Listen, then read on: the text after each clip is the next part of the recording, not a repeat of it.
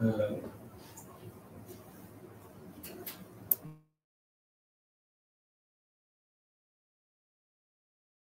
va démarrer quand même. Bonjour à tous.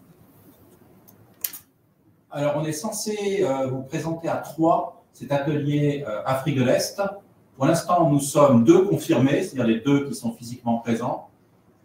Moi-même, Jérôme Baconin, qui suis le chef du service économique régional de Nairobi, d'où nous suivons 15 pays, toute l'Afrique de l'Est, la Corne de l'Afrique et l'océan Indien. Donc, en gros, du Soudan à la Tanzanie et du Rwanda-Burundi aux États insulaires de l'océan Indien, Madagascar, Seychelles, Comores et Maurice. Nous allons donc vous présenter, alors en compagnie de Arnaud Brunel, qui est à côté de moi, et qui représente la société City-Taps. Nous allons vous présenter les opportunités, les moyens de travailler en Afrique de l'Est en ciblant sur quelques pays, notamment les pays sur lesquels nos amis de City-Taps travaillent et bénéficier de FASEP pour soutenir leur activité et présenter leurs produits. Donc Kenya, Tanzanie et Rwanda, compte tenu de l'engouement qu'il y a aujourd'hui sur le Rwanda. Nous aurons donc une sorte d'overview un peu générale sur la région, avec un petit focus sur ces 3 pays, Kenya, Tanzanie et Rwanda. Mais nous serons évidemment ouverts, je serai ouvert à toutes les questions éventuelles sur les autres pays qui pourraient nous intéresser dans la région. Tandis que Arnaud vous présentera tout l'intérêt et l'avantage de travailler avec la Direction générale du Trésor et bénéficier des financements, du soutien financier, et j'espère humain aussi d'ailleurs, que le Trésor peut apporter à travers soit la Direction générale à Paris, soit avec ses services économiques dans les pays, en mobilisant donc nos moyens financiers, en l'occurrence le FASEP. En principe, nous attendons la participation aussi de notre ami Ludovic Prévost, qui est le chef du bureau régional Afrique de l'Est de Business France, qui en principe doit nous accompagner, mais en ligne depuis Nairobi, et qui semble avoir quelques difficultés pour se brancher. Mais qu'à ça ne tienne, nous allons commencer, ça le fera venir j'espère, et nous allons donc commencer par une petite présentation qui va être mise sur l'écran, qui vous présentera un peu la situation générale économique et financière de la région, et ces petits focus pays donc, que nous vous proposons, avant donc que Arnaud puisse vous présenter lui-même City-Taps et son implantation dans notre région. Valérie, tu peux passer la première slide. Donc d'abord un panorama un peu général. Alors ce panorama général qui vise globalement les 15 pays donc, que nous suivons. Bon, la région, sans surprise, et comme le reste du monde, a été frappée par le Covid. Et toutes les perspectives de croissance de ces pays ont été bouleversées depuis 2 ans et bientôt 3 par la crise Covid et ses conséquences économiques. Donc, c'était une région qui, jusqu'à avant le Covid, mais bénéficiait de croissance relativement forte, en fonction des pays un peu différenciés, bien sûr, mais les pays leaders de la région avaient des croissances annuelles de 6-7%, parfois un peu plus. Et évidemment, tout ça a été stoppé en 2020, avec la plupart des pays que nous suivons entrant en récession, à l'exception de 3 pays, l'Éthiopie, la Tanzanie et Djibouti. Alors Djibouti étant petit, on ne va pas s'étendre tellement sur le cas de Djibouti. La Tanzanie, c'est un pays qui pendant longtemps a nié l'existence même du Covid et a décidé de ne pas prendre de mesures sanitaires restreignant l'activité économique. Et du coup, la Tanzanie a réussi à conserver une croissance positive du même ordre que celle qu'elle avait avant le Covid. Tandis que l'Éthiopie a fait preuve d'une sorte de résilience, le pays étant relativement fermé un peu sur lui-même, relativement peu ouvert, et avec une activité économique très soutenue par des investissements en infrastructure. Donc, tous les autres pays, sans exception, sont tous rentrés en récession, à des niveaux variés. Vous avez des pays comme le Kenya, où la récession a été minime, 0,3%, mais une récession au Kenya de 0,3%, c'est aussi comment dire, un non-gain de croissance de 6 à 7% en année habituelle. Donc en fait, vous avez tout d'un coup une croissance qui se stoppe brutalement et votre perte de croissance réelle, évidemment, elle n'est pas de moins 0,3%, elle est de 7% quasiment. Donc l'impact est beaucoup plus fort que souvent les chiffres qu'on a sur un simple tableau des indices, des indicateurs macroéconomiques. Les pays qui étaient des petits pays avec une croissance soutenue par une activité majeure, essentielle, qui souvent était le tourisme, ont été nettement plus impactés que les autres, parce que le tourisme, évidemment, s'est arrêté brutalement dans tous les pays. Hein, mais là, je pense à Maurice, je pense aux Seychelles, mais surtout, je pense au Rwanda. Le Rwanda qui avait beaucoup axé son développement sur le tourisme d'affaires et le tourisme de loisirs, a vu son driver principal de croissance stopper net, et le Rwanda s'est retrouvé en récession en 2020. 2021, c'était l'année du rebond. Alors, tous ces pays ont connu des rebonds, là aussi à des degrés variés, mais avec une sorte de constance, c'est que ces rebonds n'ont pas eu forcément l'ampleur du rattrapage qu'on pouvait attendre pour revenir à compte tenu de la perte du gain de croissance de l'année précédente. Ces rebonds n'ont pas eu forcément l'ampleur attendue pour rattraper la perte de croissance. Et du coup, dans la plupart de ces pays, on s'est retrouvé avec certains rebonds, mais un rebond qui va rester à confirmer en 2022. Et donc là, on arrive à 2022. Un rebond qui va, on l'espère pour la plupart des pays, et en tout cas selon les estimations du FMI, revenir aux prévisions de croissance d'avant la crise. Bon, pour autant, la perte de croissance, elle, a bel et bien été réelle. Et la plupart de ces pays, donc aujourd'hui, vont mettre plusieurs années à récupérer et à revenir au niveau de croissance qui aurait pu être le leur sans la crise Covid. L'une des conséquences de la crise, c'est l'accroissement des déficits publics. Là aussi, dans la plupart de nos pays, les déficits publics se sont creusés. Je ne vais pas rentrer dans le détail, hein, on pourra, si vous voulez, au moment des questions. Mais l'une des conséquences annexes est un mouvement qui était déjà un petit peu entamé d'ailleurs avant la crise Covid, mais qui s'est amplifié avec la crise Covid, c'était la croissance forte de la dette dans la plupart de nos pays, la dette publique, et surtout avec un poids du service de la dette externe qui s'est accru, et notamment avec, j'arrive avec la fin de mon domino, avec une croissance exponentielle, on va dire, du coût de la dette chinoise, qui dans la plupart des pays, là vous avez sur le petit graphique coloré bleu et orange, le bleu c'est la part de la dette chinoise dans le service de la dette du Kenya, de l'Éthiopie, de l'Ouganda, de la Tanzanie, de Djibouti, et vous voyez que dans tous ces pays, la dette externe est détenue majoritairement, mais largement par la Chine, et à des niveaux très élevés pour ces économies. Donc, dans ce contexte de croissance de la dette, vous avez 5 pays sur les 15 que nous suivons dans notre région qui sont classés par le FMI en risque de surendettement élevé. Donc, un tiers des pays que nous suivons dans cette zone sont en risque de surendettement élevé. Kenya, Djibouti, Éthiopie, Burundi, Sud-Soudan. Et dans cette liste de 5 pays, vous avez 3 sur lesquels le poids de la dette chinoise est particulièrement important. Kenya, Djibouti et Éthiopie. 5 autres pays sont à risque de surendettement qualifié de modéré par le FMI, mais attention, modéré, c'est déjà un poids, un poids substantiel, puisque le FMI a une classification en 3 catégories, faible, modéré et élevé. Donc, quand vous êtes modéré, c'est que vos voyants sont déjà à l'orange. Hein. Vous prenez le feu tricolore, vert, orange, rouge. Hein. Il y en a 5 qui sont au rouge, 5 qui sont déjà à l'orange. C'est l'Ouganda, le Rwanda, la Tanzanie, les Comores et Madagascar.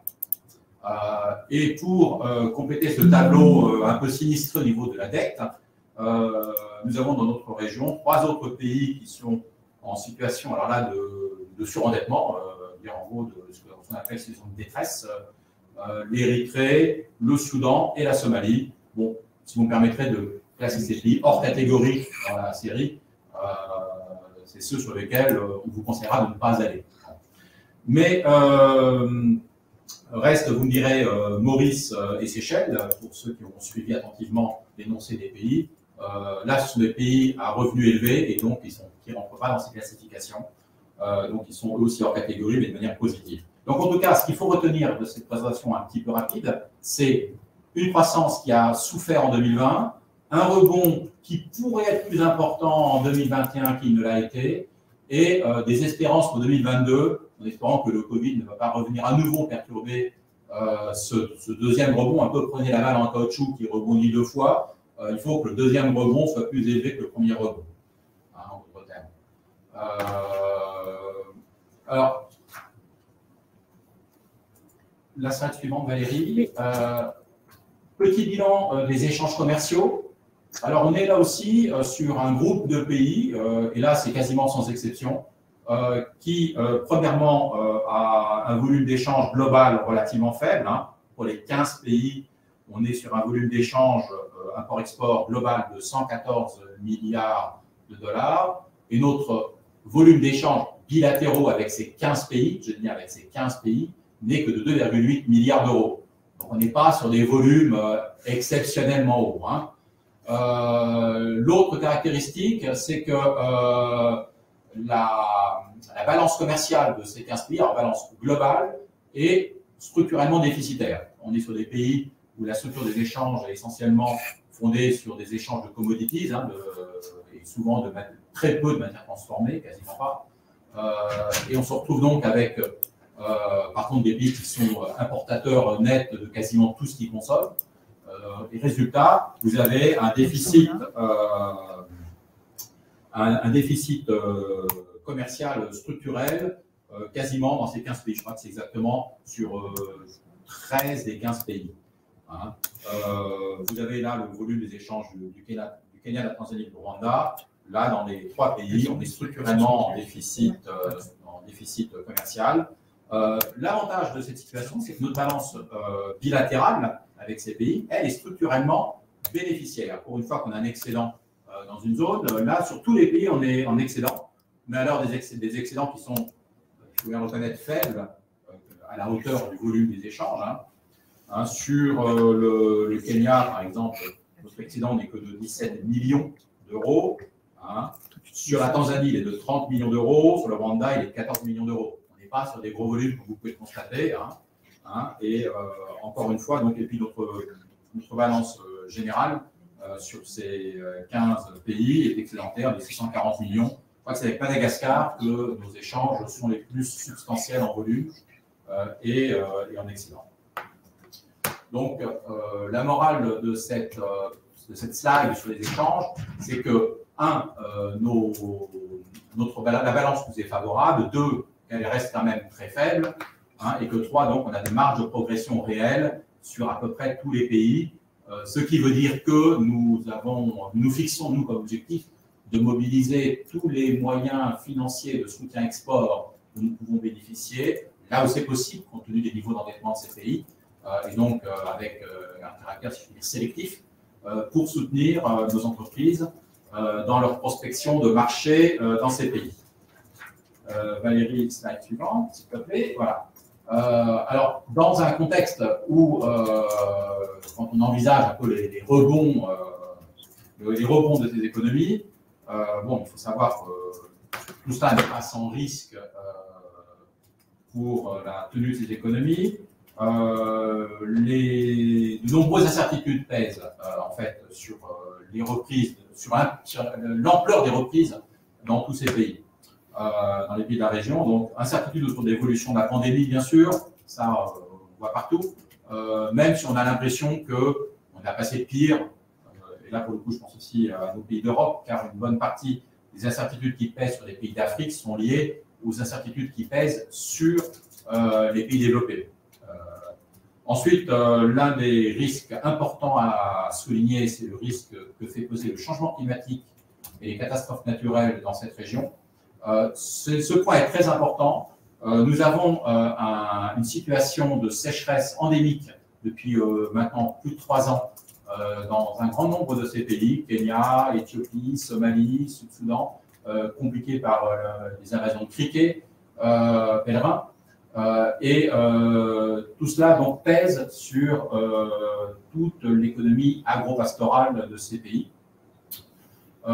Désapparition des chaînes de valeur mondiale, ça c'est bon, vous connaissez, c'est un peu le problème classique que nous rencontrons tous aujourd'hui, mais particulièrement dans ces pays qui sont des pays structurellement importateurs. Ensuite, je mentionne quelques autres risques, mais je voudrais en mentionner un qui n'est pas forcément écrit sur cette slide, c'est le risque que fait peser la corruption. Nous venons d'avoir la publication du dernier classement de Transparency International. Inutile de vous dire que sur les 15 pays que nous suivons, on a quelques vedettes. Les derniers du classement, les vrais derniers du classement, hein, c'est-à-dire le 179e et le 180e, sont deux pays de cette région, la Somalie et le Soudan du Sud. Nous avons 1, 2, 3, 4, 5, 6 pays, 7, 8, nous avons 8 pays qui sont en dessous de la moyenne de l'Afrique subsaharienne en matière de corruption. Donc, je vous rappelle qu'il y a 54 pays en Afrique subsaharienne. Vous en avez 8 dans cette région d'Afrique de l'Est, Corne de l'Afrique, qui se placent sous la moyenne de l'Afrique subsaharienne. Juste pour vous faire plaisir, Kenya, Djibouti, Ouganda, Madagascar, Comores, Érythrée, Burundi et Soudan. Et ce sont des pays où effectivement le risque de corruption est très élevé. Et nous avons en même temps, mentionnons-le quand même, les pays qui sont un peu les champions de la lutte contre la corruption, aussi qui sont dans notre région, Seychelles, Maurice et Rwanda, qui se placent dans le haut du classement global mondial, entre la 23e et la 52e place. Donc, une situation en tout cas où ce risque est à prendre en considération, surtout pour les entreprises, et quand vous êtes en tout cas confronté à la commande publique. Quelques risques propres à quelques-uns des pays, donc des risques qui sont, si je puis dire, spécifiques à certains pays. L'Éthiopie, vous n'êtes pas sans savoir qu'il y a cette guerre civile donc, au Tigré. Le Kenya, avec les élections présidentielles cette année, en mois d'août, qui laisse planer une sorte de zone d'incertitude sur ce qui pourrait se passer durant cette période électorale un peu spécifique. Je tiens à souligner quand même que si on parle du risque politique au Kenya, dans les pays de l'Afrique de l'Est continentale, comme de l'Afrique de l'Est, c'est peut-être la seule véritable démocratie de cette région. Le risque est réel, parce que les élections sont plus souvent dans la violence, mais les élections, elles, par contre, sont réellement démocratiques. L'Ouganda, parce qu'il y a eu, en fin d'année 2021, une série d'attentats terroristes à la bombe de nature islamiste, et donc on regarde si 2022, ces attentats vont se renouveler ou pas. Aujourd'hui, au moment où je vous parle, il semble que non, mais il y a eu cette menace sécuritaire qui s'est signalée en fin 2022. Le Soudan, vous avez tous suivi donc, ce coup d'État malheureux survenu fin octobre dernier et qui semble ne pas se résoudre. Et Djibouti, qui en fait subit le contre-coup de la crise éthiopienne. Slide suivante. Alors, quelques focus pays très rapides, parce qu'on en a déjà un petit peu parlé. Le Kenya, je vais pas revenir sur la partie macroéconomique stricto sensu, on a un petit peu évoqué. On pourrait y revenir au moment des questions si vous le voulez.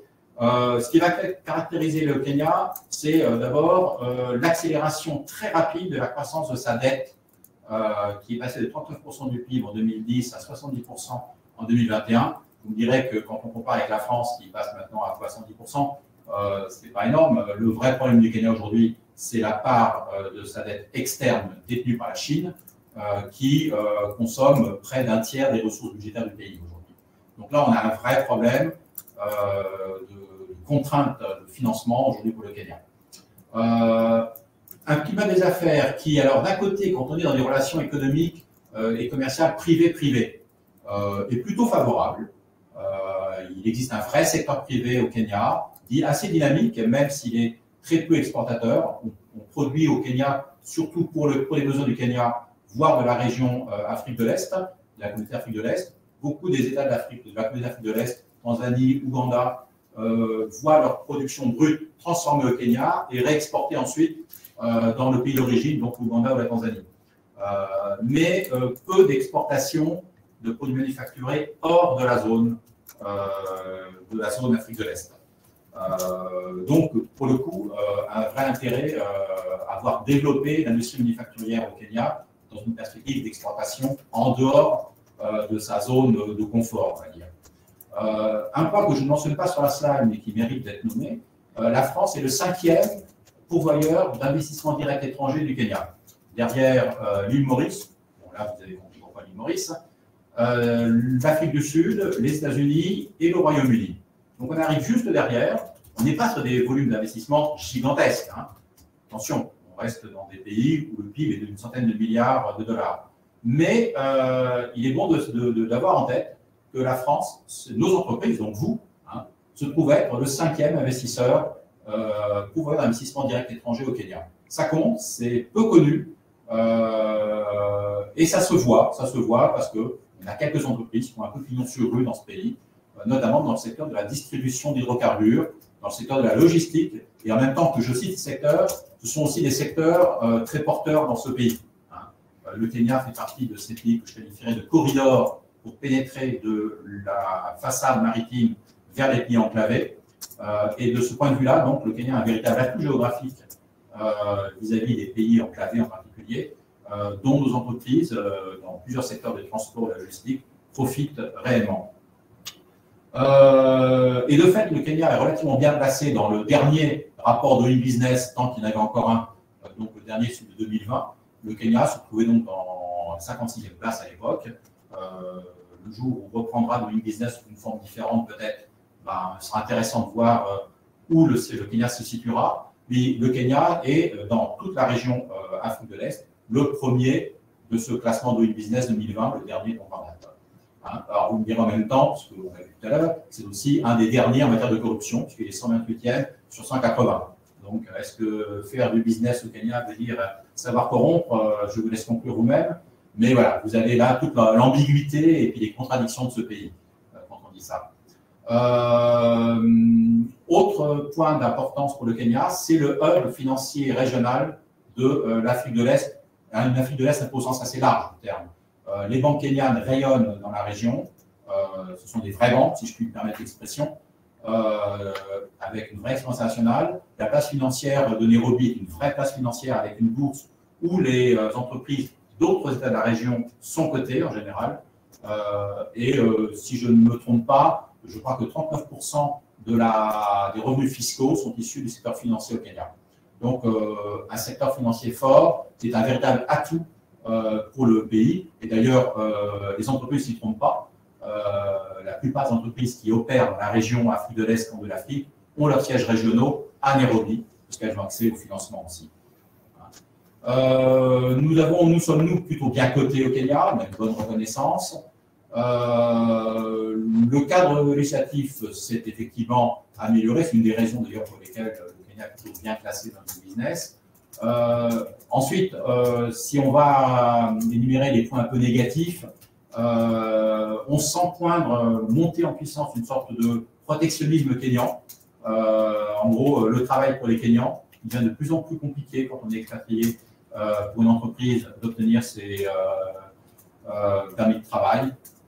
Il y a ensuite ce problème de la corruption qu'on a évoqué, qui reste une réalité prégnante de la vie économique au Kenya. Et si j'évoquais tout à l'heure le Kenya comme la seule vraie démocratie identifiable vraiment dans la région, il faut savoir en même temps que quand on vote pour un président au Kenya, on ne vote pas pour éradiquer la corruption, on vote pour le moins corrompu des deux. Voilà, celui qui est le plus convaincant en termes de bénéfices en matière de corruption.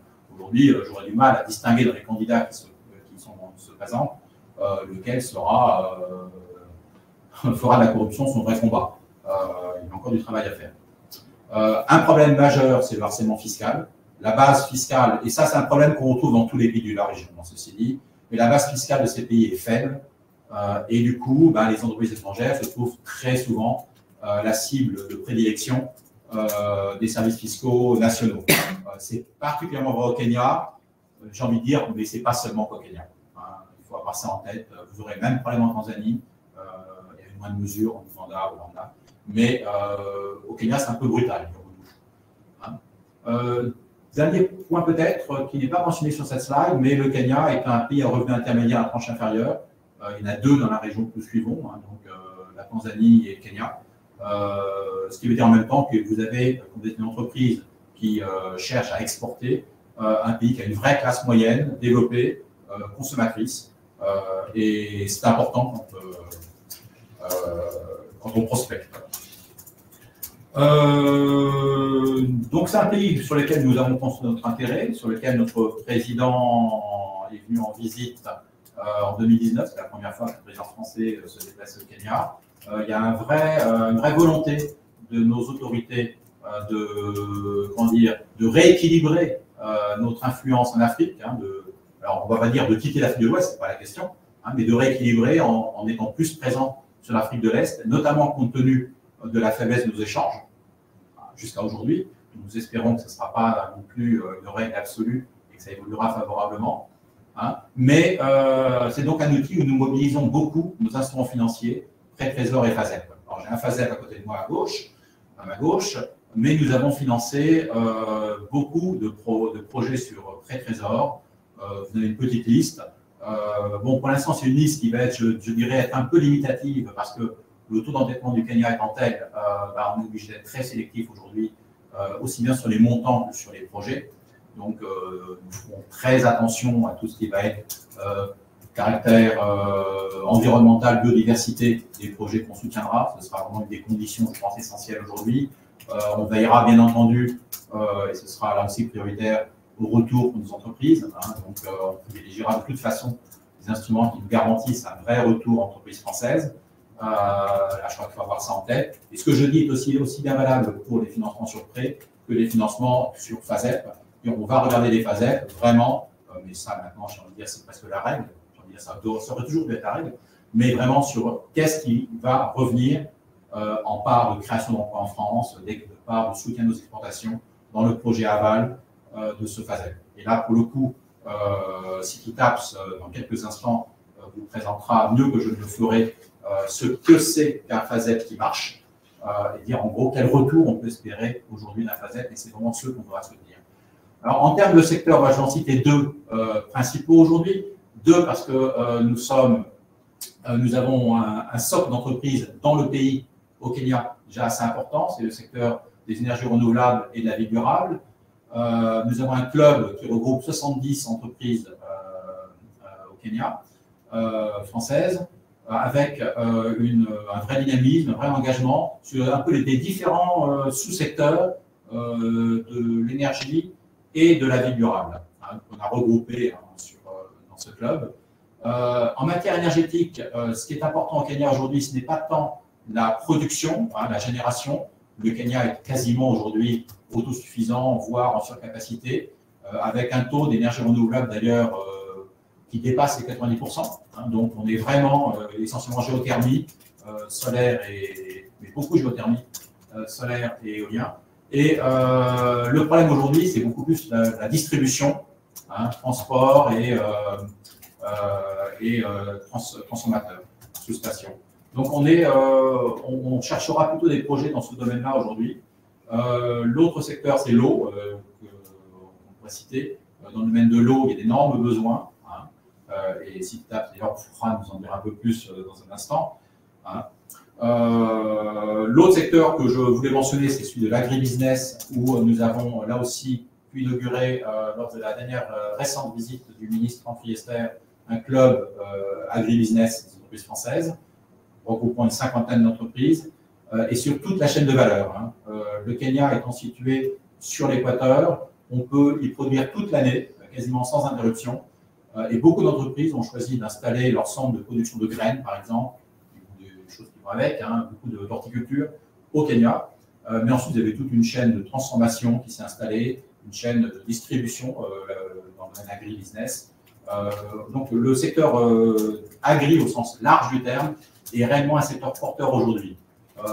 Un secteur que je peux citer un peu pour mémoire, mais important, c'est logistique transport. Je reviens à ce que je disais tout à l'heure sur le fait que le Kenya est un corridor, et ça se vérifie dans la présence des entreprises françaises dans ce domaine-là. Un dernier secteur qui peut-être, et j'en conclurai là pour cette fiche, peut-être mentionné, c'est celui de la distribution d'hydrocarbures, où les deux leaders au Kenya sont français, avec Total et Rubis.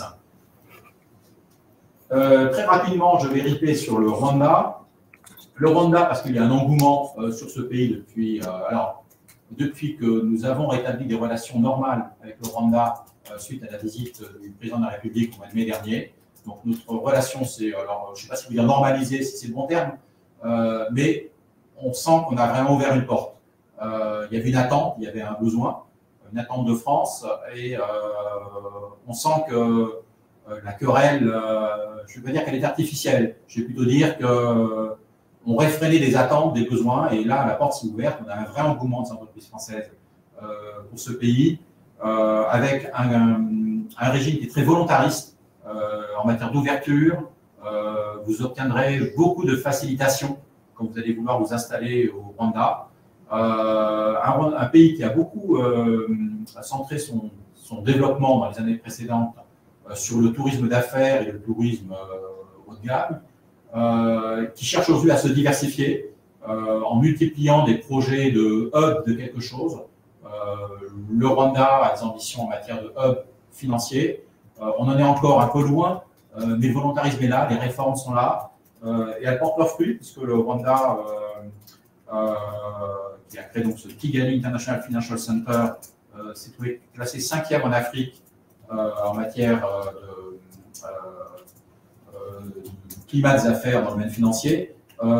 Si ce n'est donc qu'aujourd'hui, on est beaucoup plus au niveau des textes, du cadre réglementaire, on n'est pas encore passé au cadre pratique avec l'arrivée des institutions financières sur le Rwanda. Aujourd'hui, le Kenya garde sa longueur d'avance, de loin encore, mais on voit que l'ambition du Rwanda est réelle dans ce domaine-là, et parfois le Kenya peut avoir un fort affaire dans quelques temps. Beaucoup d'ambition. La santé fait partie des secteurs très porteurs aujourd'hui au Rwanda, une vraie ambition. Un pays qui était très bien équipé en santé primaire, beaucoup moins en santé de pointe. Et aujourd'hui, donc, le Rwanda a décidé de combler ce retard et a l'ambition de devenir lui aussi, là aussi, un hub de santé régional. Alors, là encore, la place est déjà prise. C'est un peu le Kenya aujourd'hui qui joue ce rôle dans la région, mais les ambitions du Rwanda sont réelles, ils s'en donnent les moyens. Je prends juste à titre d'exemple, d'illustration, le fait que dans les 3 projets de soutien européen à la création d'une industrie du vaccin en Afrique, donc le Covid, ont été retenus le Sénégal, l'Afrique du Sud et le Rwanda. Ce n'était pas gagné d'avance, ce n'était pas le pays le plus, mais c'est le pays qui sans doute a fait preuve plus de volontarisme dans son souhait. Et donc, BioNTech va s'installer au Rwanda. C'est le projet en cours de réalisation. Dans le domaine aérien, vous avez Qatar Airways qui a conclu des accords de partenariat avec Rwandair, avec un nouvel aéroport en construction et l'ambition d'une grosse compagnie, d'un gros hub régional aérien. La place existe déjà en Afrique. Je veux dire, Addis Abeba avec Ethiopian Airways a déjà un peu cette place. D'une certaine manière, Nairobi a aussi un peu ce caractère de hub régional ou sous-régional. Mais la différence, c'est que, si je prends Nairobi, il y a une forte dégradation, une absence d'entretien, une compagnie aérienne en crise, là où Qatar Airways a les moyens de soutenir l'ambition de ce développement. Donc, affaire à suivre, mais des vraies ambitions là aussi. Donc, on voit bien cette volonté dans un petit pays, un pays qui n'a pas une profondeur de marché extraordinaire, ils sont de 10-12 millions d'habitants, pour un PIB d'une douzaine de milliards de dollars. On a en tout cas l'ambition, beaucoup d'ambition sur ce pays. Et là, nous avons énormément de projets qui sont en développement. On n'a rien de réalisé encore, mais l'AFD est revenu. On a une feuille de route qui nous a été donnée pour continuer donc à accroître notre présence dans ce pays. Je passe rapidement parce que je viens de les citer en fait sur cette salle, on va peut-être pouvoir la passer, mais agriculture, énergie et transport logistique font partie de notre secteur sur lequel on a des atouts à faire valoir. La Tanzanie, je serai très bref, mais la Tanzanie est le 2e pays à revenu intermédiaire de la région, un pays qui a relativement peu souffert de la crise économique post-Covid, qui s'est plutôt bien tenu, et surtout un pays qui est en train de s'ouvrir. Et c'est là où le pays redevient intéressant pour nous. Le changement de présidence l'année dernière a eu un vrai effet d'ouverture au secteur privé. Cet effet doit encore être confirmé par des actes, mais on voit déjà des premières réalisations, premiers soutiens au secteur privé qui étaient un petit peu, honnis sous l'ère du président précédent. Là, le discours a vraiment changé. On va assister dans les mois qui viennent, mais on a déjà commencé à voir au retour des bailleurs multilatéraux sur le pays pour financer des besoins d'infrastructures très importants, un peu dans tous les domaines, j'ai envie de dire, dans tous les domaines. L'AFD a toujours été présente dans ce pays et pas mal d'entreprises françaises commencent à regarder la Tanzanie à cause de la profondeur de son marché, à cause de l'énormité des besoins de développement, avec quelques focus en matière d'économie bleue, par exemple, autour de Zanzibar, quelques opportunités avec des retombées du projet Total d'investissement en Ouganda, mais avec l'oléoduc qui va traverser la Tanzanie pour rejoindre un port pétrolier en cours de construction de développement sur la façade maritime de l'océan Indien tanzanienne, à Tanga. Donc, beaucoup d'opportunités qui vont être liées à ces différents projets. Et le pays étant relativement peu endetté par rapport à la moyenne des pays que je citais, je veux dire, le pays a des marges de progression, de soutenabilité, avec une bien moindre dépendance que ses voisins au financement chinois. Donc les opportunités sont là, et nos amis de Sigitaps ont pu en profiter, enfin vont en profiter, j'espère, très prochainement. Donc un pays, je pense, à suivre de près, d'autant que la présidente tanzanienne est en ce moment même, d'ailleurs, le 11, en France, pour la première visite d'un président tanzanien depuis, j'ose pas dire depuis que la Tanzanie existe, mais je me demande si c'est pas ça. Donc un renforcement des liens réels, et là aussi donc une carte à jouer dans un monde qui va nous être favorable, une fenêtre de tir qui va nous être favorable, même si le pays, je vous rassure tout de suite, n'est pas un pays facile, un pays avec des lourdeurs administratives très très fortes, hein, mais ça n'empêche pas de jouer sa carte. Alors, je ne sais pas si Ludovic nous a rejoint. Donc, Ludovic, vous vous présenter donc, vous donner quelques informations sur quelques conseils sur comment prospecter dans ces pays, avec donc le focus Kenya, Rwanda, Tanzanie. Mais j'ai envie de dire, les remarques qu'il va vous faire sur ces trois pays sont à peu près valables pour la plupart des pays que nous suivons. Hein. Et ensuite, donc, Arnaud nous présentera et ce qu'ils ont fait et sont en train de faire au Kenya, en Tanzanie et au-delà. Alors, oui, bonjour, je ne sais pas si vous m'entendez, je suis bien là, j'ai eu quelques problèmes de connexion, mais ça semble réglé. Donc, bonjour à toutes et à tous, donc Ludovic Prévost, je dirige les bureaux de Business France en Afrique de l'Est, hein, je suis basé à Nairobi, juste à côté de Jérôme, avec une couverture géographique qui comprend le Kenya, l'Ouganda, la Tanzanie, et également le Rwanda. J'ai également une petite équipe en Éthiopie pour le marché éthiopien, le Soudan et Djibouti, mais voilà, vous avez écouté Jérôme tout à l'heure, sont deux de ces trois pays, c'est un petit peu compliqué en ce moment. L'objectif, c'est effectivement de vous parler un petit peu des opportunités sectorielles sur ces trois pays-là, hein, donc le Kenya, la Tanzanie et le Rwanda, même si à travers sa présentation, Jérôme en a déjà dit pas mal sur certains sujets. Donc je passerai un peu plus vite sur cela, si vous voulez bien. Voilà, donc on commence avec le Kenya, effectivement sur la partie agro, hein, qui pèse lourd dans le PIB du pays. On parle d'un tiers, hein, quand même, quasiment du PIB du Kenya, avec quelques sous-secteurs d'intérêt, hein, ça a été cité, l'industrie agroalimentaire, hein, on parle d'un marché qui pèse pour un peu plus de 2 milliards par an et surtout qui connaît une croissance assez forte, en moyenne 8% par an sur les 10 dernières années, avec du coup je dirais des besoins qui augmentent également sur la partie équipement, puisque à peu près rien n'est produit au Kenya et donc tout doit être importé, tout en sachant que, j'ai raté le début de la présentation, mais il faut quand même savoir qu'on a globalement, hein, dans la région une très très forte concurrence, notamment asiatique, chinoise ou encore indienne. Donc de forts besoins en équipement, mais avec ce bémol qu'on a effectivement cette concurrence qui a tendance à tirer les prix vers le bas. Équipement, mais également, je dirais, transfert de technologie. On est sur une industrie qui existe, mais qui se continue à se développer. Et donc, notre apport sur cette thématique-là peut être extrêmement intéressante. Donc, industrie agroalimentaire, également, je dirais élevage et puis culture végétale, avec des besoins assez variés, parfois des niches, hein, je pense à l'élevage par exemple avec l'alimentation animale où on a peu ou pas de production locale dans le pays, ou encore des sujets comme l'amélioration des races d'élevage, donc on parle de génétique animale là par exemple. Évidemment avec le temps qui m'est imparti, je pourrais pas être exhaustif, mais le message que je voulais passer, c'est également que on reste disponible, bien sûr, pour pouvoir répondre à vos questions et puis évaluer avec vous sur l'un ou l'autre de ces marchés votre potentiel de développement. Sur la partie, je dirais, industrie et clean tech, on est effectivement, comme le disait Jérôme, sur le sujet le plus intéressant à mon sens, c'est effectivement celui de la ville durable, hein, avec plusieurs sujets d'intérêt, que ce soit les services urbains en passant par la gestion des déchets ou la gestion de l'eau, mais CityTab s'en parlera bien mieux que moi après, avec des enjeux sur la préservation des ressources, par exemple dans l'eau, la réduction du non-revenue water en est un, par exemple, ou encore des sujets environnementaux. Il faut quand même globalement savoir que sur les 4 ou 5 millions d'habitants qu'il y a à Nairobi, la moitié aujourd'hui vit dans des zones qui sont défavorisées, voire extrêmement défavorisées. Donc on a pas mal de sujets.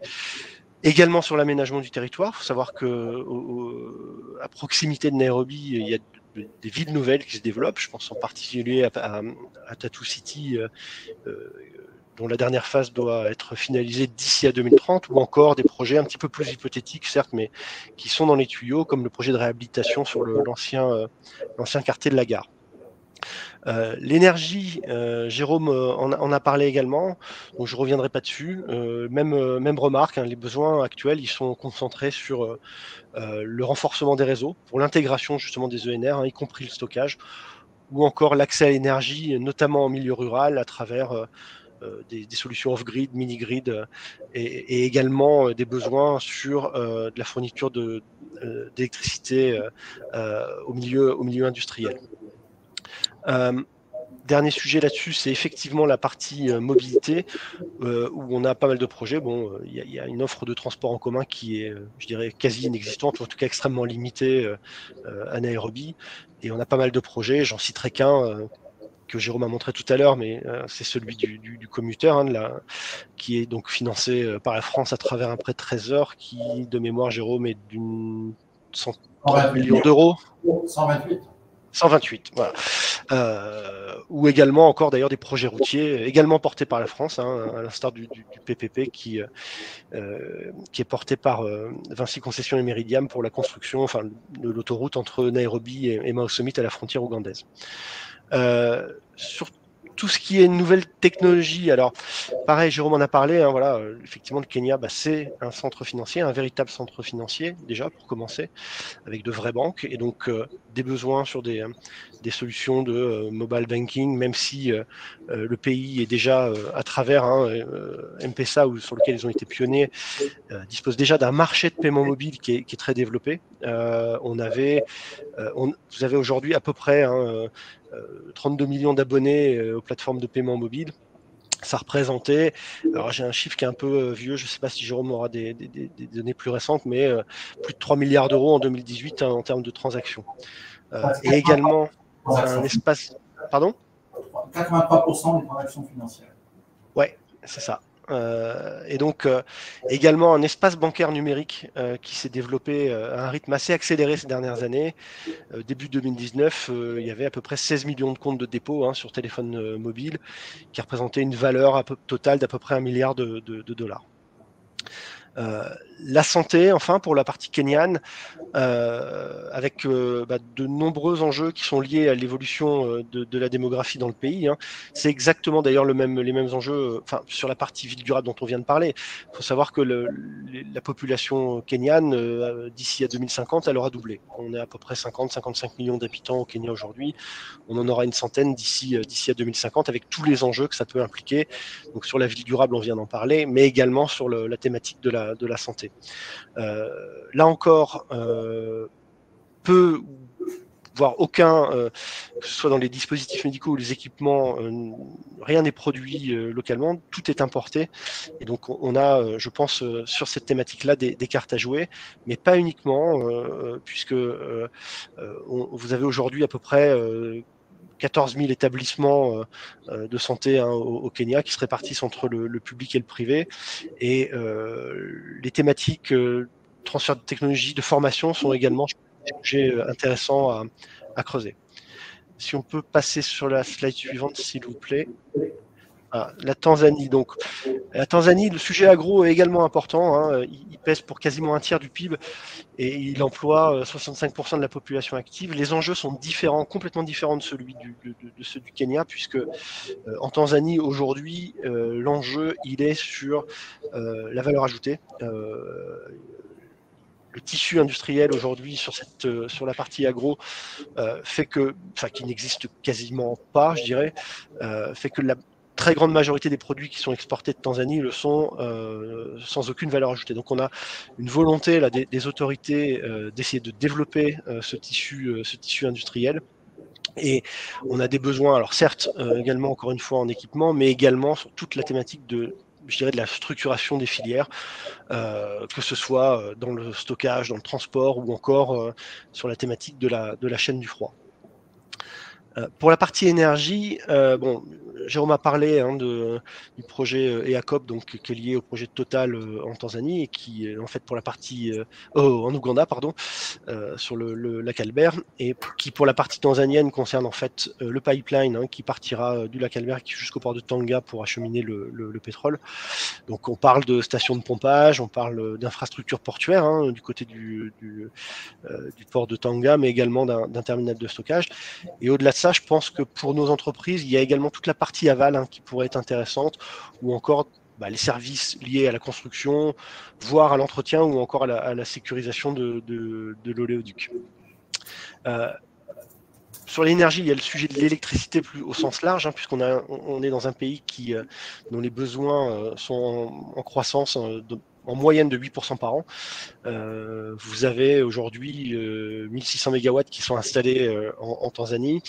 On était à 1300 en 2015, donc on est sur une progression, mais on a encore un potentiel important du fait des ressources du pays, notamment en hydroélectricité, puisque vous avez un potentiel qui est estimé à peu près à 4,7 gigawatts en Tanzanie, qui n'est exploité aujourd'hui qu'à hauteur de 12%, mais aussi sur la partie éolienne, géothermique et solaire. Sur la géothermie, par exemple, la Tanzanie est située sur le rift est africain et donc a un potentiel énorme qui est estimé à, de mémoire, 650 mégawatts. Voilà. Des problématiques d'accès également à l'électricité, puisque aujourd'hui, on est, en 2019, on était à peu près à 37% en taux d'accès à l'électricité. La volonté du gouvernement, c'est de passer à 75% d'ici à 2035. Le secteur des mines, j'en parle parce que c'est une des raisons pour lesquelles la Tanzanie fait partie du top 10 des destinations des investissements directs étrangers en Afrique. C'est un sujet qui attire pas mal d'investisseurs. C'est un secteur dont les richesses du pays sont encore sous-exploitées, mais qui est un secteur en croissance. Il pèse pour 6% du PIB aujourd'hui, mais on a des perspectives à court, moyen terme qui font état d'une contribution qui pourrait atteindre les 10%. Voilà, avec pour le coup des opportunités, je dirais, variées, que ce soit en termes d'équipement, que ce soit en termes de, je dirais, plus largement de matériel, voire même de l'établissement de raffineries, notamment pour le traitement de l'or sur place. Sur les télécoms, la Tanzanie, en fait, c'est le deuxième marché de télécoms derrière en Afrique de l'Est, derrière le Kenya. Vous avez un taux de pénétration mobile qui est d'à peu près 86% aujourd'hui, soit 48-49 millions d'utilisateurs. Mais c'est surtout un niveau d'abonnement à la téléphonie mobile qui augmente assez vite. C'est plus 21% entre 2015 et 2019. Et donc, à la faveur de ce développement, on a des opportunités qui émergent, que ce soit sur les infrastructures, mais également, je dirais, en termes de services, sur l'administration en ligne, sur de la santé en ligne, sur de l'e-commerce qui se développe pas mal sur l'Ouganda, ou encore de solutions pour lutter contre la cybercriminalité. Transport également, développement urbain avec transport et eau sur la Tanzanie. Comme je dirais dans la majorité des pays d'Afrique de l'Est, aucune ville tanzanienne aujourd'hui n'a un véritable réseau structuré de transport urbain. C'est le cas également à Dar es Salaam, bien sûr, même si depuis les années 90, les choses se sont quand même se sont plutôt améliorées. Et pour vous donner un ordre d'idée, sur les 20 dernières années, Dar es Salaam, la ville est passée de moins d'1 million d'habitants à 7 millions aujourd'hui. Donc il y a de vrais enjeux sur la thématique du transport. Et du coup, les projets aujourd'hui de développement, ils sont plutôt concentrés sur la ville de Dar es Salaam. Il y en a pas mal. Je citerai à titre d'exemple l'extension de la ligne de BRT, donc des bus rapides, ou encore la réhabilitation de lignes ferroviaires. Voilà. Là encore, je dirais que l'expertise française, elle est plutôt bien perçue, elle est assez reconnue. Mais encore une fois, comme je le disais en début de présentation, on a pas mal de concurrence d'acteurs étrangers sur cette thématique-là, et en l'occurrence notamment chinois sur la partie tanzanienne. Sur l'eau, je passe vite puisque je pense qu'on en reparlera après. On a aujourd'hui des taux, je dirais, d'accès à l'eau qui sont assez faibles, 55% pour au global sur le pays, mais surtout des différences importantes entre les zones urbaines et les zones rurales. Et le chiffre que j'ai, c'est en gros d'accès, c'est 77% en zone urbaine, et on retombe à 45% en milieu rural. Et c'est la même chose sur la thématique de l'assainissement, puisque vous avez aujourd'hui 30% de la population qui a accès à ce service, mais on est à 43 en milieu urbain et à 24 sur le secteur rural. Donc c'est une vraie, je dirais, priorité des autorités tanzaniennes, avec en support les bailleurs de fonds. Je pense à la Banque mondiale, mais également à l'AFD. Donc aujourd'hui, 4 projets sur les 14 qui sont en cours en Tanzanie sont dédiés au secteur de l'eau. Si on peut passer à la slide suivante, s'il vous plaît. Voilà. Sur le Rwanda, alors, globalement, je dirais, pour peut-être faire vite sur tous les sujets, que ce soit le secteur manufacturier, l'agro également, on a une vraie volonté des autorités rwandaises de développer le tissu industriel local. Et ils le font en mettant en place effectivement des incitations.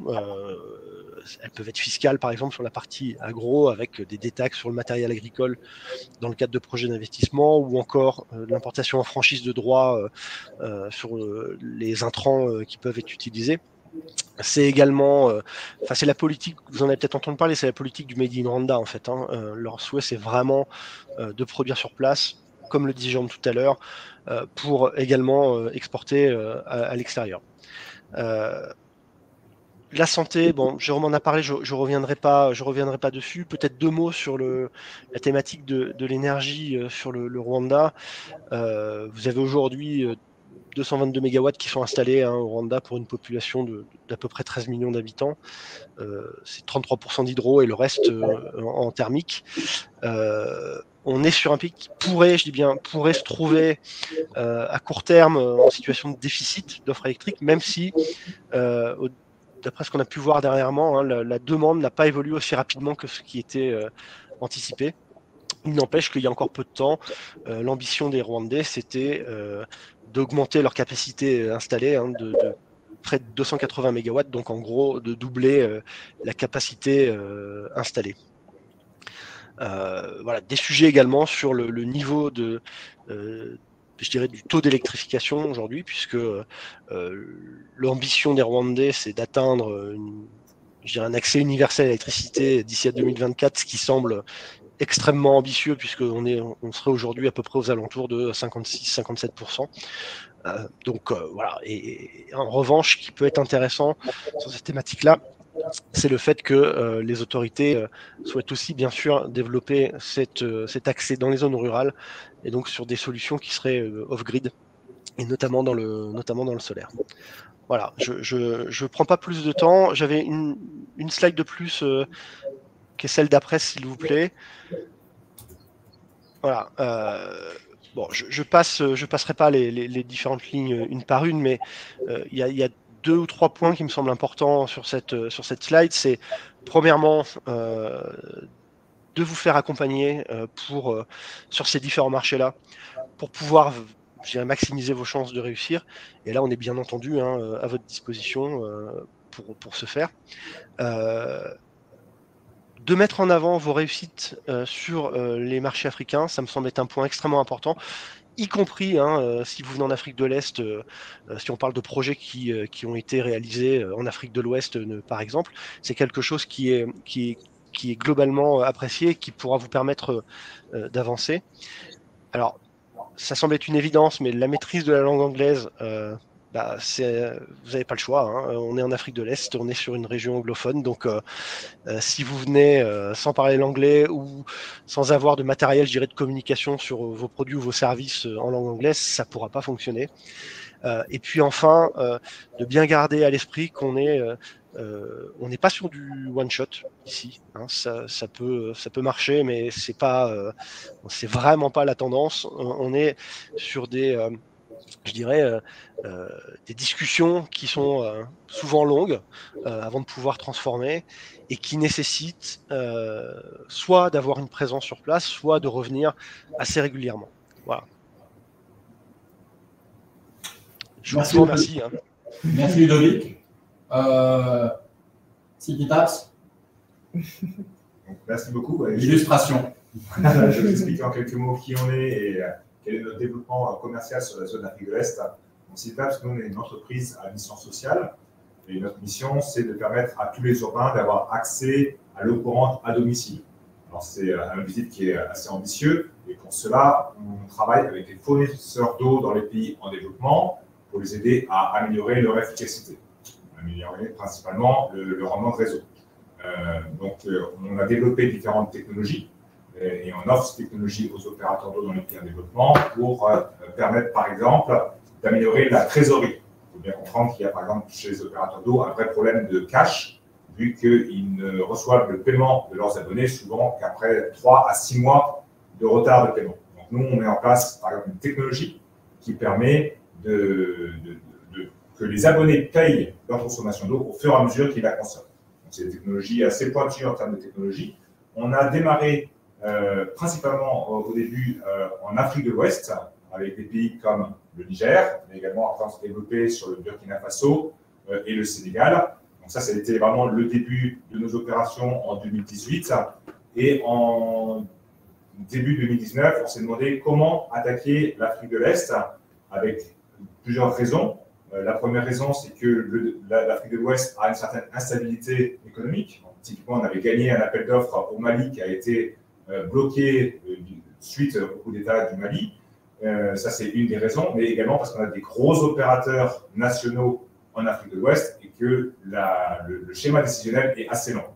Pour nous, l'Afrique de l'Est est un territoire très intéressant pour plusieurs raisons, et certaines ont été évoquées tout à l'heure par Jérôme ou par Ludovic. Par exemple, le fait que le paiement par mobile est très, très développé. Et ça, pour nous, c'est important, vu que notre solution se base sur le paiement par mobile. Typiquement, dans le secteur de l'eau, 100% des factures d'eau sont réglées par nos téléphones mobiles en Afrique de l'Est, au Kenya, alors qu'aujourd'hui, ça ne représente que 15 à 20% des paiements en Afrique de l'Ouest dans les meilleurs pays. Donc ça, c'est un socle qui est très important. Également, important, c'est qu'on a un écosystème de l'eau qui est très différent, avec des opérateurs qui sont plutôt des opérateurs municipaux, voire régionaux. C'est ce qu'on a, par exemple, au Kenya, en Tanzanie, en Zambie. Donc ça nous permet d'attaquer des plus petits marchés qui sont plus ouverts à l'innovation et souvent des schémas décisionnels plus courts. Donc ça, pour nous, c'est très intéressant. Donc, on s'est demandé comment attaquer ce marché-là, et c'est en 2019 qu'il y a eu un appel à projet de FASEP, de la vie durable en Afrique. Donc, quand cet appel à projet a été lancé, on a bien sûr sauté sur l'occasion. On s'est dit que c'était pour nous une façon justement d'avoir une vitrine sur l'Afrique de l'Est. On a eu la chance d'être retenu et on a donc proposé un projet au Kenya, sur la côte kenyane, dans la ville de Malindi. Ça nous a permis d'avoir vraiment un effet vitrine très très fort. Ce projet a démarré début 2020. Ça a été un peu compliqué parce que début 2020, c'est le début du Covid. Donc, c'est très difficile pour nous d'être présents. Mais on s'est battu parce que c'était critique pour nous. Il faut bien comprendre que Tikitaps, aujourd'hui, c'est 100% de notre chiffre d'affaires qui est à l'export. Donc, on n'a pas le choix. On est obligé de réussir à l'export. Donc, on s'est battu pour ce projet-là soit complètement déployé avant mi-2020. Et on peut dire que ça a été un vrai succès en termes de vitrine commerciale, puisqu'on a pu inviter, une fois que ce projet a été déployé, à la fois énormément d'acteurs kenyans, mais également d'acteurs régionaux. Quelques exemples, on a organisé avec l'Association des opérateurs d'eau kenyanes un grand séminaire où sont venus plus d'une vingtaine d'opérateurs d'eau kenyans qui sont venus visiter le projet, qui ont donc eu un retour direct du client kenyan auquel on avait proposé la solution. On a également eu une délégation d'opérateurs d'eau qui sont venus de Zambie. D'ailleurs, ça a créé aujourd'hui un échange entre l'association kenyane et l'association zambienne, qui a aujourd'hui plusieurs ateliers en commun. On a également proposé de venir à différents opérateurs régionaux et ça nous a permis, en termes de succès commerciaux, de nous développer. Alors, on a eu, grâce à ça, un autre projet dans l'ouest du Kenya, donc avec un projet sur la ville de Bomet. On a également eu un projet pilote avec la Compagnie des eaux nationale de Rwanda. On a gagné un projet avec l'opérateur national de Djibouti, qui est actuellement en phase de déploiement, avec une seconde phase qui est prévue courant d'année 2022. On a un projet également qui a été gagné avec une ville de Namibie. Donc c'est un peu plus loin, mais pour eux, ça reste l'Afrique anglophone. Et donc une vitrine sur l'Afrique de l'Est peut également avoir une résonance sur l'Afrique australe. Et on a aujourd'hui 2 projets qui démarrent également sur la Tanzanie, dont un qui va être exactement le reflet de ce qu'on a fait à Malindi, donc qu'on a signé la semaine dernière avec la ville de Tanga sur la côte est de la Tanzanie. Donc pour nous, ça a été un vrai booster de business sur cette zone Afrique de l'Est. Ça nous a permis, suite à ces succès commerciaux, de nous structurer. Donc de nous structurer en recrutant il y a 2 ans un responsable pays pour le Kenya, qui aujourd'hui est a une très bonne connaissance du secteur et connaît tous les acteurs du Kenya dans le secteur de l'eau. On a recruté également, milieu d'année 2021, un responsable technique qui s'occupe maintenant de tous nos déploiements sur la zone Afrique de l'Est. Et nous sommes actuellement en train de faire le recrutement d'un BIE qui va donc démarrer en avril sur Nairobi et qui aura comme mission de pousser notre développement commercial dans toute la zone. Donc voilà un petit peu où on en est aujourd'hui. Donc on est accompagné, bien sûr, financièrement grâce à ce FASEP qui a été pour nous un vrai accélérateur, un effet vitrine très fort, mais également humainement. Comme disait Jérôme, il y a des ateliers qui sont créés par le service économique, par Business France, des ateliers sectoriels qui nous permettent de garder tout le temps des relations avec nos clients et nos partenaires potentiels dans la région. Également un accompagnement fort, par exemple, sur le projet de Malindi, où il y a une visite qui a été organisée avec Madame l'ambassadrice sur Malindi et qui a permis de faire venir à la fois des représentants politiques du gouverneur et également la presse. Donc ça a permis vraiment d'encore augmenter l'effet vitrine de notre projet. Voilà en quelques mots comment est-ce que l'accompagnement de l'aide publique française nous a aidé à nous développer sur la région et nous a permis de commencer vraiment à avoir un pied fort et qu'aujourd'hui on a une présence qui va être transformée avec une entité légale sur le Kenya. Et comme le disait Ludovic, le but c'est pas d'être là juste pour faire des coups, c'est d'investir pour vraiment développer ce marché-là en étant présent sur place et en ayant une présence permanente.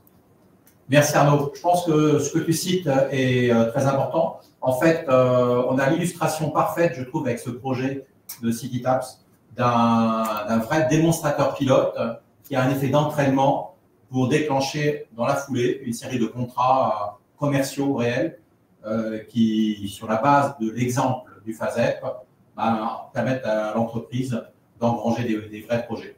Enfin, un vrai projet au sens où le FASEP d'un vrai projet aussi, mais des vrais projets commerciaux cette fois-ci. Ce que Arnaud n'a pas dit aussi, c'est que donc sur la base de ce premier FASEP, avec une technologie qui évolue, un second FASEP est en cours de préparation en Tanzanie cette fois-ci, avec un objet légèrement différent, mais toujours dans le même esprit. Là, il s'agira de réduire les pertes en eau sur le réseau, avec des technologies liées au capteur. Nous n'en est pas exactement support technologique, mais toujours dans cette logique du démonstrateur, avec qui doit enclencher dans la foulée, on espérera là aussi des nouvelles opportunités commerciales pour CityTaps. J'en profite pour donner une information à la fois à Arnaud et à vous tous, mais se tiendra du 17 au 21 mai dans la ville de Kisumu, sur le lac Victoria, sur la rive kenyane du lac Victoria, le 9e sommet Afri-City, donc sur la ville durable en Afrique. Et nous réfléchissons très sérieusement aujourd'hui à la création d'un espace France pendant ce sommet, dans la partie exposition du sommet, pour valoriser ces différentes expériences que nous avons dans la région. Et sachant que c'est ouvert à toute l'Afrique et pas uniquement l'Afrique de l'Est cette fois-ci, ce message va être publié et nos amis de Business France vont être partis avec la task force Ville Durable que notre ami Gérard Wolf coordonne.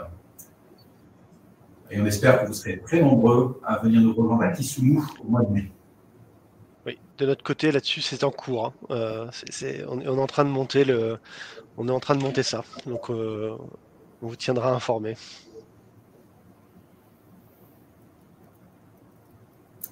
Alors Valérie, il y a un petit temps pour les questions possibles éventuellement? Oui, pour l'instant pas de questions. Il n'y a pas beaucoup de temps, mais non, voilà. Il n'y a pas beaucoup de questions aussi, je comprends. Soit on était exhaustif, mais ça m'étonnerait. En tout cas, j'espère qu'on vous aura intéressé.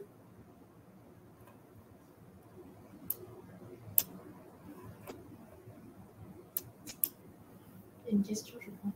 Ah oui. Concernant la Tanzanie, est-ce que les financements dans le secteur de l'eau ou dans le secteur de... Est-ce que tu peux l'afficher? Oui, c'est bizarre. La présence chinoise en Tanzanie, c'est ça? Non, concernant la Tanzanie, est-ce que les financements dans le secteur de l'eau doivent être concessionnels? Oula, c'est une question piège. Parce que en gros, le problème est un problème un peu général en fait de la zone que nous suivons.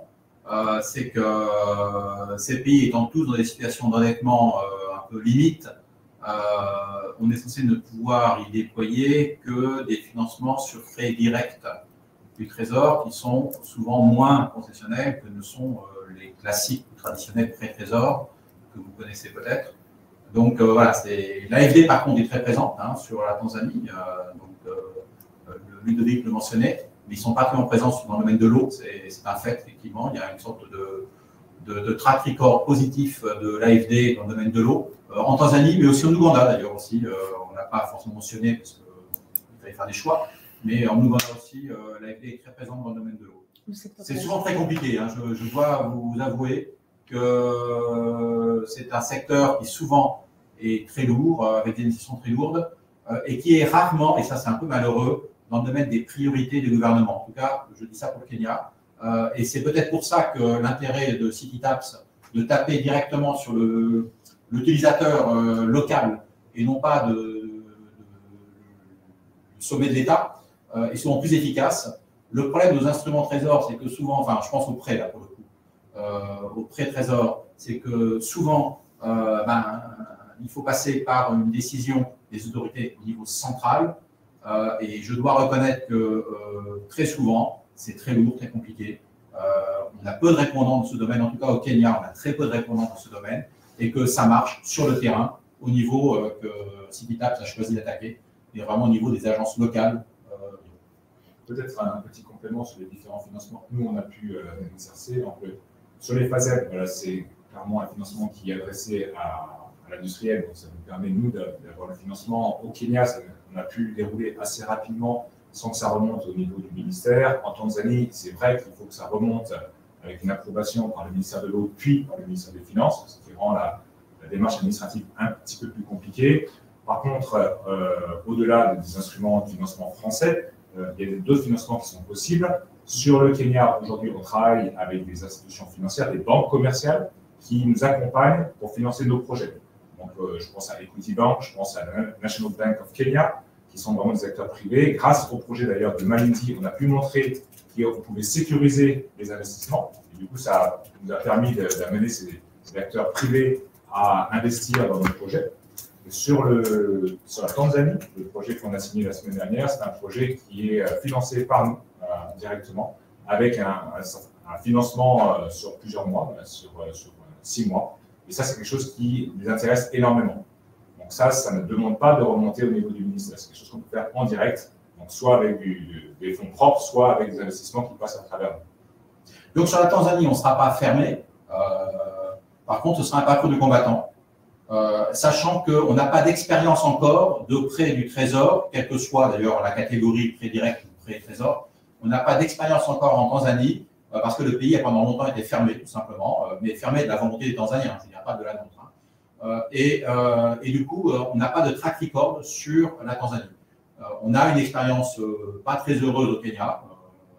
Le projet, en fait, n'est jamais sorti des cartons du ministère de l'eau du Kenya. Et donc, du coup, on avait la volonté de faire quelque chose, mais on n'a pas eu la déclaration d'intérêt des autorités kenyanes au niveau central.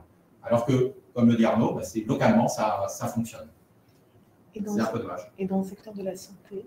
Dans la santé? Alors, sur la santé, si c'est toujours la Tanzanie, j'en reviens un peu à la même question. C'est-à-dire que le problème, c'est qu'en Tanzanie, on sera ouvert à faire quelque chose, mais qu'on n'a encore rien pu faire. Hein. L'AFD est intervenu en Tanzanie régulièrement depuis plusieurs années. Hein. Donc, l'AFD, depuis plusieurs années, déploie ses financements. Le Trésor n'a pas encore pu le faire, mais c'est encore une fois pas parce qu'on ne voulait pas, c'est parce qu'il n'y avait pas de remontée de projet du côté des financements Trésor. On a eu des facettes, mais c'est encore assez récent même. La Tanzanie a longtemps été une terre de conquête. Elle l'est toujours un petit peu, même si aujourd'hui on a l'impression que ça sera peut-être, les Tanzaniens seront plus ouverts à nos instruments.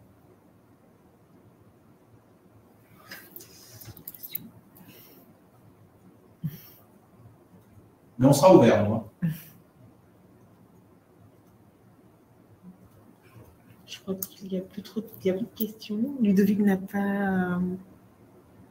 ne souhaite pas réagir de son côté. Je comprends donc que, d'après ce que me dit notre modératrice, il n'y aurait plus de questions. On peut encore vous donner une dernière chance. Mais en tout cas, sinon, je vous remercie de votre attention. Je vois que Ludovic peut-être manifester. Tu veux compléter, Ludovic? Ah non, sur les financements, j'ai pas d'éléments particuliers à apporter en plus de ce que tu viens de donner. Hein. Voilà, donc en tout cas, gardez surtout en tête que sur la Tanzanie, donc, on sera ouvert, mais qu'on n'a pas d'expérience encore. Sur le Kenya, on sera très sélectif en raison du niveau d'endettement du pays, mais ça n'exclut pas qu'on puisse financer un projet de taille entre guillemets modeste. Là encore, très récemment, un projet de prévention de lutte contre les incendies de forêt a été adopté par le dernier comité d'aide projet. C'était au mois d'octobre, si je ne me trompe pas, octobre-novembre, pour un projet d'une vingtaine de millions d'euros. Donc, malgré le niveau d'endettement du Kenya, on continue de regarder quand même sur ce pays en étant sélectif, encore une fois, et si je puis dire, entre guillemets, en demandant l'autorisation de nos autorités supérieures, compte tenu du niveau d'endettement du pays. On continue de pouvoir financer des petits projets d'intérêt, encore une fois, sur des thématiques qui seront celles de ville durable, environnement, biodiversité. Ces sujets-là resteront des sujets porteurs pour nous. Et là, j'ai envie de dire, je parle au-delà du Kenya, hein, ça inclura la Tanzanie, ça inclura le Rwanda. Le Rwanda, il y a quand même une capacité d'endettement très limitée compte tenu de la taille de l'économie, du niveau d'endettement du pays aussi. L'Ouganda fera aussi partie des pays d'attention. Mais en Ouganda, je dois dire que l'AFD est très active et, si je puis dire, est sur des projets. Ce n'est pas toujours le cas.